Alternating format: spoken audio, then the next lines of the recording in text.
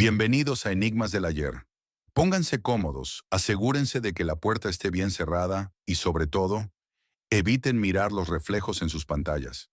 Hoy dejamos atrás lo conocido para cruzar océanos y adentrarnos en las sombras más profundas del continente asiático.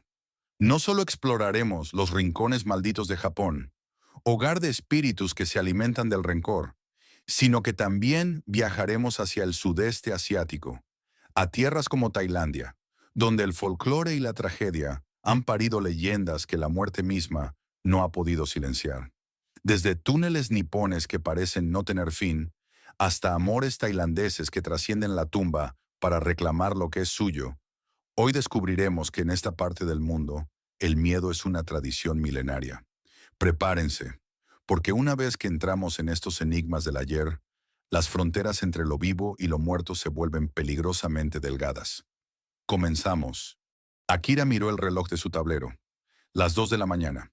Frente a él, el semáforo que custodiaba la entrada al túnel de Kiyotaki cambió a rojo. Había escuchado las advertencias. En Kioto, todos saben que si el semáforo está en verde al llegar, debes detenerte y esperar a que complete un ciclo. Si avanzas sin que el destino te obligue a parar, estás invitando a algo más a subir a tu auto.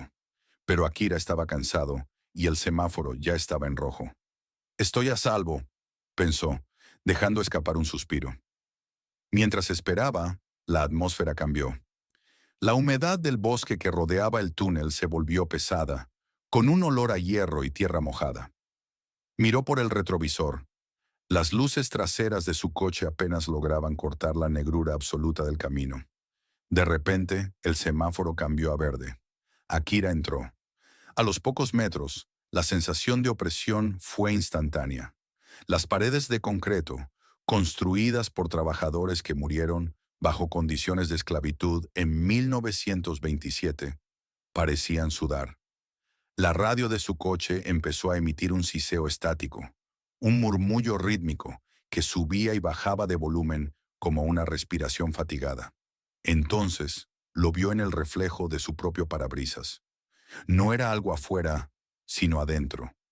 En el asiento trasero, una silueta pálida comenzó a materializarse. Akira mantuvo la vista fija al frente, recordando la regla de oro de Kiyotaki. No mires los espejos. Se dice que los espíritus de los obreros y de las mujeres que se lanzaron desde el puente superior buscan un rostro en el cual reflejar su agonía. El túnel, que debía durar apenas un minuto, parecía estirarse. El cuentakilómetros marcaba una velocidad de 40 kilómetros por hora, pero las luces del techo pasaban con una lentitud agónica. Un golpe seco sonó en el techo del auto, luego otro, como si manos invisibles intentaran aferrarse al metal. El frío dentro de la cabina se volvió ártico. Akira, presa del pánico, cometió el error fatal. Sus ojos se desviaron hacia el espejo retrovisor central. No vio un fantasma. Vio algo peor. Vio su propio rostro, pero deformado. Su reflejo en el espejo tenía los ojos desorbitados y una sonrisa que se abría más allá de lo humanamente posible, mostrando una hilera de dientes negros. El reflejo no imitaba sus movimientos. El reflejo lo observaba con hambre. El túnel finalmente terminó. La luz de la luna volvió a bañar el asfalto. Akira aceleró hasta que el motor rugió, alejándose kilómetros de aquel lugar. Al llegar a su casa, bajo la luz del garaje, bajó del auto temblando. Antes de entrar, miró su vehículo. En el techo, había marcas de manos grabadas en el polvo, pequeñas y alargadas. Pero lo que le heló la sangre fue mirar el espejo retrovisor desde afuera. Su reflejo seguía allí dentro, sentado en el asiento del conductor, sonriéndole a través del cristal. Si el relato del túnel de Kiyotaki te puso los pelos de punta, la leyenda de Gozu, cabeza de buey, es de un nivel distinto. Es considerada la historia prohibida de Japón. Se dice que es tan aterradora que el relato original se perdió porque quienes lo escuchaban morían de puro horror o perdían la razón. El viaje sin retorno. Un grupo de estudiantes de secundaria viajaba en un autobús escolar hacia un campamento de verano. El camino era largo y el aburrimiento pesaba, así que el profesor, un hombre joven que disfrutaba de la literatura de misterio, decidió entretenerlos con historias de fantasmas. Tras varias leyendas comunes, el profesor bajó la voz y dijo, ¿Han oído hablar de Gosú? Los alumnos negaron con la cabeza. El profesor comenzó a relatar. Al principio, la historia parecía un cuento folclórico más sobre un pueblo hambriento durante una hambruna en el periodo Edo, donde los habitantes, desesperados, cometieron actos impensables al ver a un ser con cabeza de buey y cuerpo de hombre. A medida que el profesor avanzaba, su voz se tornó monótona, casi como si estuviera en un trance. Los estudiantes notaron que los detalles se volvían cada vez más gráficos, más viscerales. Un sentimiento de náusea y pánico comenzó a llenar el autobús. «¡Basta, profesor! ¡No es gracioso!», gritó una chica desde el fondo, tapándose los oídos. Pero el profesor no se detuvo. Sus ojos estaban fijos en un punto inexistente en el parabrisas, y sus labios se movían con una rapidez antinatural. Los alumnos empezaron a gritar, suplicándole que parara. Algunos lloraban, otros intentaban abrir las ventanas para saltar del vehículo en marcha. El conductor, un hombre curtido, empezó a sudar frío, pero sus manos estaban pegadas al volante como si una fuerza externa lo obligara a seguir conduciendo hacia la nada. El autobús desapareció de la carretera principal. Cuando la policía lo encontró horas después en un camino vecinal, la escena era dantesca. El motor seguía encendido. El profesor y todos los estudiantes estaban en sus asientos, pero no se movían. No había sangre ni signos de lucha. Estaban vivos, pero sus mentes se habían borrado. El profesor tenía una espuma blanca rodeando su boca y sus ojos estaban completamente inyectados en sangre. El conductor estaba desmayado sobre el volante, con el cabello encanecido por completo en cuestión de horas. Nadie recordaba una sola palabra del relato. Lo único que quedó fue un rastro de terror absoluto impreso en sus rostros. La pasajera del asiento vacío. La carretera de montaña estaba sumergida en una niebla tan densa que parecía algodón sucio. Julián, un camionero acostumbrado a la soledad de la ruta, conducía con la mirada fija en las líneas blancas del asfalto. De repente, las luces de su camión iluminaron algo imposible. En el borde del camino, bajo una lluvia fina, estaba ella. Llevaba un vestido de novia blanco, ahora manchado de barro y deshilachado en los bordes. Su velo flotaba con el viento de una forma antinatural, como si estuviera bajo el agua. Julián, movido por la lástima y el desconcierto, frenó en seco. «¿Necesita ayuda?», preguntó bajando la ventanilla. La mujer no respondió con palabras, solo señaló hacia adelante, al corazón de la curva más peligrosa del trayecto, conocida como el Salto del Ángel. Julián, hipnotizado por la palidez extrema de su piel y sus ojos hundidos que parecían pozos de sombras, le permitió subir. Dentro de la cabina, la temperatura cayó en picada. El vaho del aliento de Julián se congelaba en el aire, pero la mujer no exhalaba ni un solo suspiro. El olor a flores frescas se mezcló con un hedor rancio, como de tierra removida y humedad antigua. «Me iba a casar hoy», susurró ella. Su voz no venía de su garganta, sino que resonaba directamente en la mente de Julián. «Él me espera en la curva». A medida que se acercaban al fatídico kilómetro, la mujer comenzó a sollozar, un llanto seco, sin lágrimas. Julián sintió una urgencia eléctrica por mirar hacia su derecha, pero una parte de su instinto le gritaba que no lo hiciera. «¡Cuidado!», gritó ella de repente. Julián clavó los frenos. El camión derrapó quedando a escasos centímetros del precipicio. Con el corazón martillando en sus oídos, se giró para agradecerle el aviso, pero el asiento del copiloto estaba vacío. Solo quedaba un rastro de agua fría sobre el cuero y un viejo anillo de bodas oxidado sobre el tablero. Al bajar del camión para inspeccionar el terreno, Julián iluminó con su linterna el fondo del barranco. Allí, entre los hierros retorcidos de un coche accidentado hacía décadas, vio una figura blanca. No era un fantasma, eran los restos óseos de una mujer, aún envueltos en jirones de seda blanca. Pero lo que le hizo perder el conocimiento fue lo que vio al regresar a su camión. En el parabrisas, desde el lado de adentro, había quedado grabada la huella de una mano pálida y junto a ella un mensaje escrito en el vaho: «Tú serás mi padrino». Desde esa noche, se dice que Julián nunca volvió a conducir. Ahora vive encerrado asegurando que cada vez que pasa frente a un espejo, ve a una mujer de blanco parada justo detrás de él, esperando el momento de terminar su boda.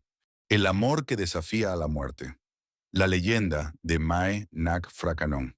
Bienvenidos de nuevo a Enigmas del Ayer, donde exploramos los hilos invisibles que conectan el pasado con el presente. Hoy nos adentramos en el corazón de Tailandia, a orillas del canal Frakanon, para desenterrar una historia de amor tan profunda que ni la muerte pudo detenerla. Una historia que, incluso hoy, sigue provocando escalofríos en Bangkok. Hace mucho tiempo, en la orilla del río Frakanon, vivían Nak y Mak, una pareja joven perdidamente enamorada. La felicidad era plena cuando Nak quedó embarazada. Sin embargo, su dicha fue brutalmente interrumpida por el llamado del deber. Mak fue reclutado para la guerra, dejando a su amada esposa embarazada con la promesa de regresar. La guerra fue larga y cruel. Mientras Mak luchaba lejos, Nak sufrió un parto extremadamente difícil. Tanto ella como su bebé no lograron sobrevivir, muriendo trágicamente. Pero el amor de Nak por Mak era tan inmenso que su espíritu se negó a abandonar este mundo. Permaneció en su hogar, cuidando de la casa y esperando el regreso de su esposo, sin saber que ya era un fantasma. Finalmente, Mak regresó de la guerra, herido pero vivo. Al llegar a su humilde hogar, encontró a Nak y a su bebé esperándolo, exactamente como las había dejado. Los aldeanos que conocían la verdad intentaron advertir a Mak, pero el amor de Nak y su poder espectral eran tan fuertes que conjuraba ilusiones, haciendo que pareciera que todo era normal. Cualquier vecino que se atrevía a revelar la verdad a Mak era silenciado de forma brutal y sobrenatural por Nak. Mak vivió durante un tiempo con su esposa fantasma y su bebé espectral, ajeno a la terrible realidad. Nak cocinaba para él, lo atendía y compartían la cama cada noche, con el espíritu de su amor manteniendo la farsa.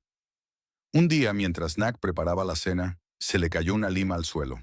Mak, sentado en el porche, la observaba. Para su horror, Nak estiró su brazo de forma sobrenatural, alargándolo de manera imposible para recoger la fruta sin bajar del estante donde estaba. El terror se apoderó de Mak. Cayó en la cuenta de que su esposa y su hijo no eran de este mundo. Con el corazón helado, esperó a que Nak se durmiera. Entonces, sigilosamente, escapó de la casa y corrió hacia el templo budista cercano, el único lugar que ofrecía refugio seguro de los espíritus. Cuando Nak descubrió la huida de Mak, su amor se transformó en una furia incontenible. Desencadenó un reinado de terror en el pueblo, buscando a su esposo y vengándose de todos aquellos que la habían separado de él. Los aldeanos vivían con miedo, y nadie se atrevía a salir de noche. Solo un monje venerado, el venerable Somdet Phra Phuthajan Tofromarangsi, fue lo suficientemente valiente para enfrentarse al poderoso espíritu de Nak. Usando sus conocimientos budistas y su profunda meditación, logró subyugar al fantasma. Se dice que atrapó el espíritu de Nak en una vasija y la arrojó al río, o que la selló en un hueso de su frente. Otras versiones dicen que fue en un trozo de su cráneo, y lo llevó consigo. El hueso o la vasija que contenía el espíritu de Nak se mantuvo oculta durante generaciones. Hoy en día la historia de Mae Nak es tan popular que existe un santuario en su honor en el templo Wat Mahabut, en Bangkok, donde las mujeres tailandesas acuden a pedir suerte en el amor y en el parto. La leyenda de Mae Nak es un recordatorio sombrío de que el amor más puro puede transformarse en la más aterradora de las maldiciones cuando la tragedia entra en juego. ¿Y tú? ¿Estarías dispuesto a vivir con la persona que amas, aunque fuera un fantasma? Y así, amigos de Enigmas del Ayer, cerramos esta inmersión en las sombras que acechan en el lejano oriente. Desde los túneles que se alargan con la muerte en Japón, hasta los amores que trascienden la tumba en Tailandia, el terror en Japón y el sudeste asiático nos enseña que el miedo no siempre viene de monstruos grotescos. A menudo, el verdadero horror reside en lo cotidiano, en los lazos rotos, en la obsesión o en la historia trágica de quienes fueron olvidados. Es un miedo que se filtra en el subconsciente, que te hace dudar de lo que ves en los espejos y te hace mirar 2 veces a tu alrededor cuando la noche cae. Si este viaje por las leyendas te ha mantenido al borde de tu asiento, no olvides dejar un buen like para apoyar el canal y un comentario contándonos cuál de estas historias te ha helado más la sangre. ¿Conocías alguna de ellas? ¿Qué otras leyendas del sudeste asiático crees que deberíamos explorar? Sus comentarios son el eco que nos guía a través de la oscuridad. Gracias por acompañarnos hasta el final en esta exploración de lo desconocido. Nos vemos en el próximo episodio de Enigmas del Ayer, donde seguiremos desenterrando las verdades más escalofriantes del pasado. Hasta entonces, asegúrense de que las puertas estén bien cerradas